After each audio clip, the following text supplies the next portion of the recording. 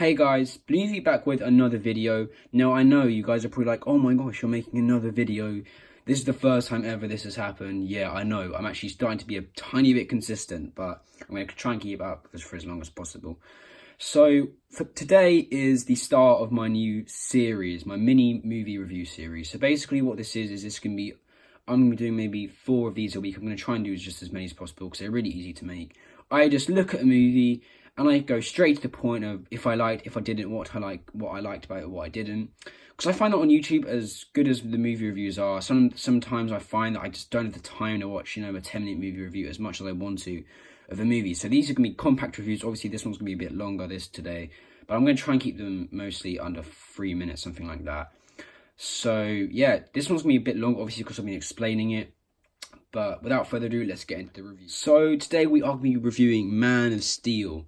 This movie is directed by Zack Snyder and is produced by Christopher Nolan, the director of the Dark Knight trilogy. So this is the first movie that we got after the Dark Knight trilogy. So we were expecting big things because obviously the Dark Knight trilogy was arguably the best trilogy ever made. Obviously you got the Star Wars that maybe not, but yeah, the Dark Knight trilogy was insane. Every movie in the Dark Knight trilogy is amazing.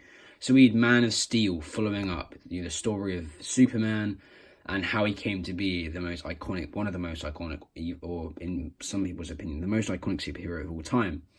So Man of Steel is a movie that when it was being released, I didn't really have much hype for it because I've never been that big of a Superman fan, but I loved it. I absolutely loved it. I think the first an hour of this movie is probably my best bit of the movie. We've seen this backstory of Superman.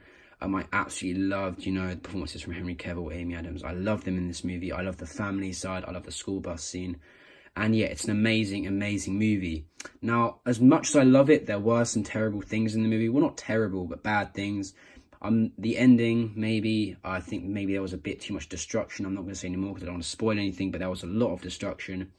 And also, I think General Zod as a bad guy was also not the greatest bad guy, obviously not as good as the Joker, as Heath Ledger, but he was a pretty good baddie, pretty strong. I liked him, but overall this was a great movie. So if you're looking for a really fun superhero movie with a great backstory, some really good visuals, some great cinematography, that sort of stuff, definitely watch this movie. And one thing I love to highlight about this movie is the score.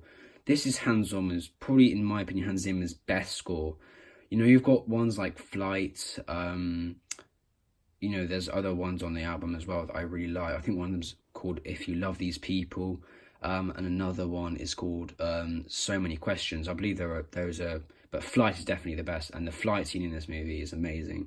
So overall, if I was going to rate this movie from 1 to 10, I'm going to be rating each movie from 1 to 10. I would give this movie a solid 8.5 out of 10. I really enjoyed it. Obviously, I'd give it that because I loved it, but also the ending was maybe a bit too much. Maybe Zack Snyder went a bit overboard, but I loved it as much as the destruction was since even though there was so much destruction, Batman vs Superman kind of, I guess, made up for it.